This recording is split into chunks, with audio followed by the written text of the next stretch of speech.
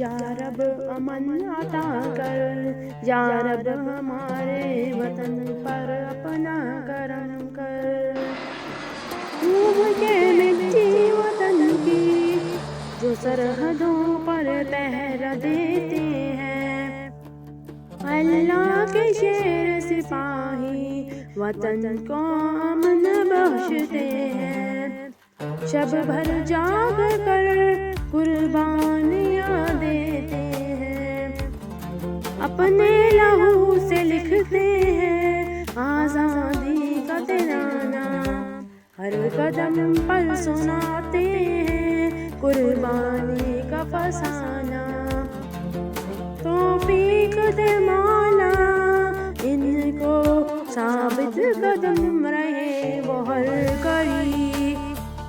तौफीक दे मौला उनको साबित कदम रहे वो हर घड़ी।